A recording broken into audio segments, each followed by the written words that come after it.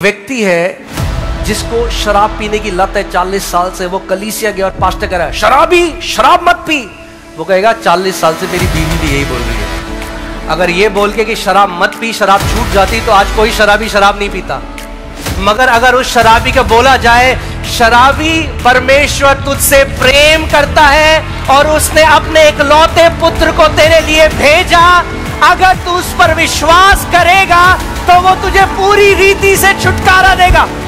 इतना सुसमाचार आप सुनोगे उतना आजाद आप होते जाओगे। क्यों? क्योंकि रोमियो 1:17 में लिखा है कि सुसमाचार परमेश्वर की सामर्थ है। यीशु मसीह ने एक दृष्टांत बताया कि एक फरीसी और एक पापी मंदिर में गए। और फरीसी की प्रार्थना क्या है? उसकी प्रार्थना पता है? मैंने आपको कैसे बताया कि आपको पता चलेगा आप सुसमाचार में हो या आप व्यवस्था में हो। व्यवस्था आपके बारे में है। You shall not, you shall not, you shall not, you shall not. तू ये नहीं करेगा, तू ये नहीं करेगा। ये व्यवस्था, it's all about you. Gospel is all about Jesus, Jesus, Jesus, Jesus, Jesus. वो यीशु की तरफ पॉइंट करती है। तो फरीसी वो परमेश्वर को उसे मतलब नहीं है, वो प्रभु की उपस्थिति में और बोल क्या रहा है, प्रभु तेरा धन्यवाद, मैं इस पापी की तरह नहीं हूं। मैं 3 बार उपवास करता हूं एक हफ्ते में। वो क्या कर रहा है? परमेश्वर के सामने क्या कर रहा है? बोस्ट कर रहा है। हाँ, क्या कर रहा है परमेश्वर के सामने? घमंड कर रहा है। क्या घमंड कर रहा है? कि देख प्रभु मैं इसकी तरह नहीं हूं, मैं तो हफ्ते में 3 बार उपवास करता हूं, मैं तो जीरे पुदीने का भी दशमांश देता हूं।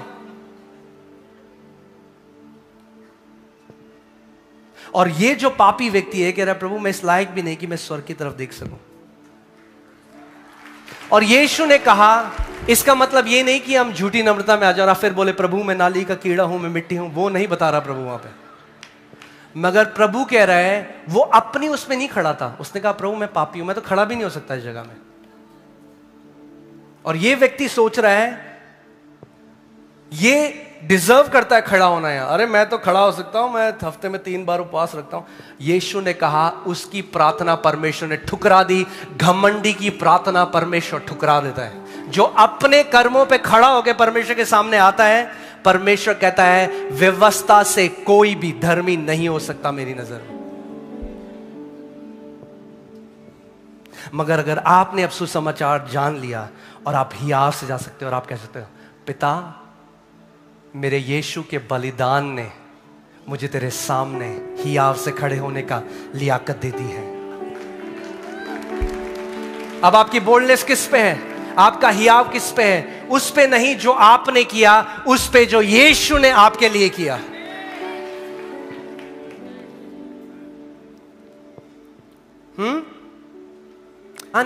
व्यवस्था में लोगों का विवेक उन्हें बार बार क्या ठहराता था?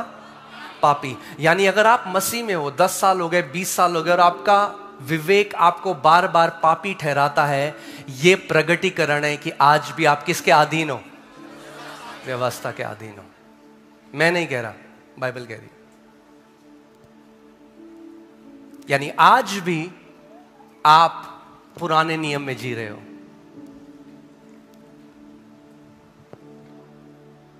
अगर आज भी आप अपने आप को पापी देखते हो, अगर आज भी आपका विवेक आपको पापी दोष लगाता है, तो फिर आप व्यवस्था के अधीन हो। हम पे सबसे ज्यादा एलिगेशन क्या लगते हैं पता है आपको? ये पाप के विरोध में नहीं सिखाते, पाप के विरोध में। अरे प्रॉब्लम चिल्लाएं या सॉल्यूशन चिल्लाएं?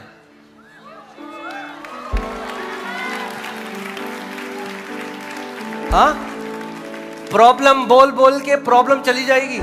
अरे पुराने नियम में जो एक हफ्ते में 3 बार उपवास रखते हैं, पुदीने और जीरे की भी दशमांश देते हैं, अरे जब वो पाप से नहीं छुटकारा पा सके तो धर्म कर्म के कामों से और व्यवस्था के द्वारा आप और मैं भी नहीं छुटकारा पा सकते।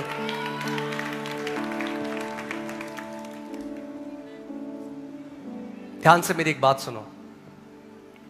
पाप मत करो, पाप मत करो, पाप मत करो सुसमाचार नहीं है। क्योंकि अगर यह सुसमाचार है तो फिर तो हर धर्म में सुसमाचार है। आपने सुना मैंने क्या कहा? झूठ मत बोलो, चोरी मत करो, हत्या मत करो, हर धर्म सिखा रहा है। सुसमाचार क्या है? सुसमाचार मसीह के बारे में है।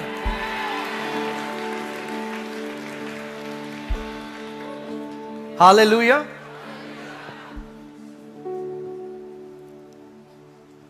जब वो सूबेदार पौलुस के पास आया, जब पौलुस और सिलास रात को आराधना कर रहे थे और भूकंप आया, वो डर गया। वो पौलुस के पास आया, बोला श्रीमान मैं क्या करूं कि मैं उद्धार पाऊं? पौलुस ने कहा पाप मत कर। पौलुस ने कहा यीशु मसीह पर विश्वास कर तो तू और तेरा घराना उद्धार पाएगा। यह सुसमाचार है।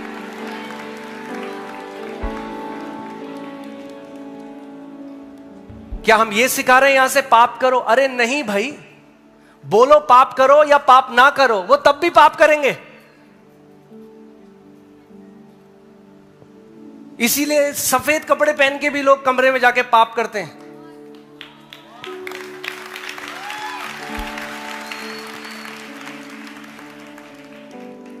क्योंकि पाप एक बंधुआई है। यह ऐसा है कि एक भूखे का बोलना, ओए भूखा मत रहे, उसको रोटी चाहिए भूख के लिए। एक पापी को उद्धार चाहिए।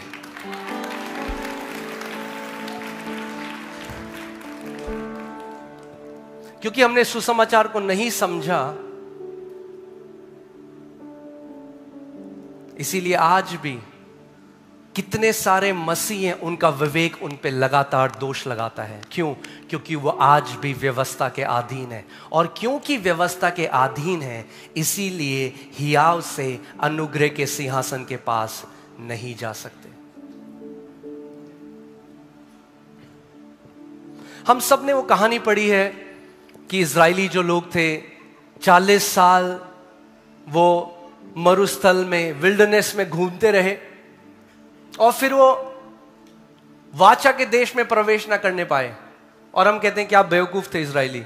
मगर हम ये नहीं समझते उस कहानी के पीछे एक सीख है, और सीख ये है कि दास कभी भी प्रॉमिस लैंड में एंटर नहीं कर सकता।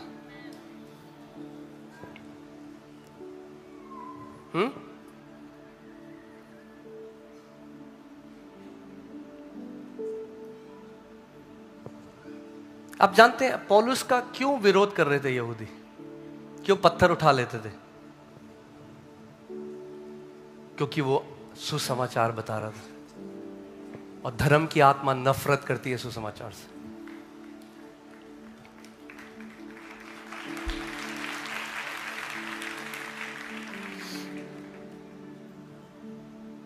आमीन। सो सॉल्यूशन बताते हैं ना, प्रॉब्लम तो बता रहे हैं लोग बहुत टाइम से।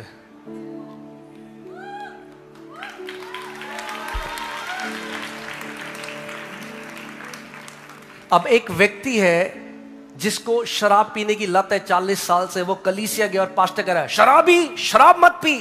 वो कहेगा 40 साल से मेरी बीवी भी यही बोल रही है। अगर ये बोल के कि शराब मत पी, शराब छूट जाती तो आज कोई शराबी शराब नहीं पीता। मगर अगर उस शराबी का बोला जाए शराबी परमेश्वर तुझसे प्रेम करता है और उसने अपने इकलौते पुत्र को तेरे लिए भेजा, अगर तू उस पर विश्वास करेगा तो वो तुझे पूरी रीति से छुटकारा देगा। जितना सुसमाचार आप सुनोगे उतना आजाद आप होते जाओगे। क्यों? क्योंकि रोमियो 1:17 में लिखा है कि सुसमाचार परमेश्वर की सामर्थ है। हालेलुया। यानी जितना सुसमाचार सुनोगे उतना परमेश्वर की सामर्थ को चखोगे। मेरा एक दोस्त है, एक बार उसको मुझे कॉल आया और वो एक पाप की लत में था बहुत साल से। वो तोड़ नहीं पा रहा था उसे। और वो किसी के पास गया, किसी प्रचारक के पास, और उन्होंने कहा कि बाइबल कहती है अगर तू एक पाप को बार बार करता रहे तो फिर तेरे लिए वापस तू पलट नहीं सकता, तूने अपना उद्धार खो दिया। तो उसको बोला उद्धार खो दिया। जब उसने ये बात सुनी कि मैंने उद्धार खो दिया, तो उसने कहा वैसे भी जब नरक जाना ही है तो फिर सब करते हैं इस दुनिया में, जब नरक भेजना ही है परमेश्वर ने आखिरी में। तो वो बिल्कुल ही गलत लाइफस्टाइल में चला गया, गलत जीवन जीने लगा। मैंने आपको क्या बताया, व्यवस्था क्या लेकर आएगी? मृत्यु। उसको बोला गया डेथ एंड कॉन्डमनेशन की सेवकाई, मृत्यु और दोष लगाने की सेवकाई हो।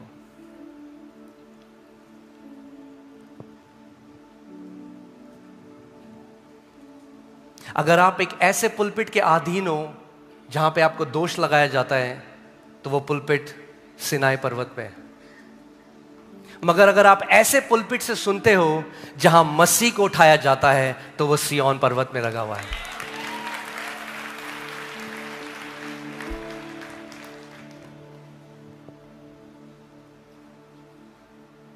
तो उसका एक दिन मुझे कॉल आया, और वो फिर एक दिन बैठ के सोच रहा था कि अब तो मैंने उद्धार खो दिया,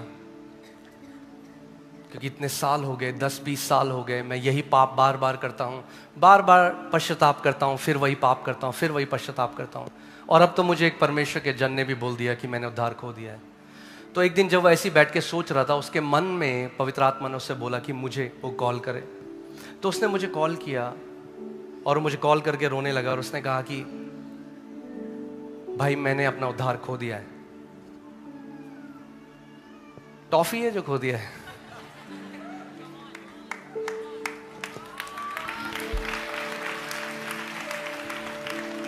क्योंकि जाने ही नहीं उद्धार क्या है, तो खो दिया है। चीज थोड़ा है जो प्रभु ने दी है। अरे उद्धार परमेश्वर से जन्म लेना है, कैसे खो सकते हो उसे?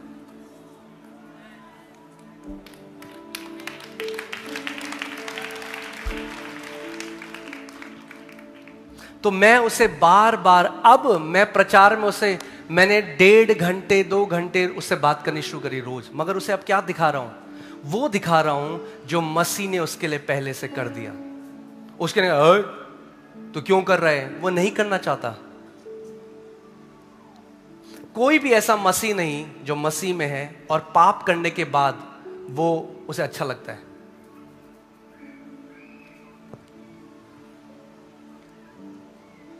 और मैं केवल सुसमाचार उसे बताता गया, और आज वो कंप्लीटली फ्री है, कंप्लीटली फ्री। घंटों रात को प्रार्थना करता है, रात को 3-3, 4-4 बजे उठ के प्रार्थना करता है। वही व्यक्ति जिसने सोचा था उसने उद्धार को खो दिया। प्रॉब्लम हाँ, अगर यहां अंधेरा है, मगर अंधेरा मत हो, अंधेरा चला जाएगा अंधेरा। मुझे क्या चाहिए? अंधेरे को भगाना है तो लाइट ऑन करो, अंधेरा भाग जाएगा अपने आप। आमीन।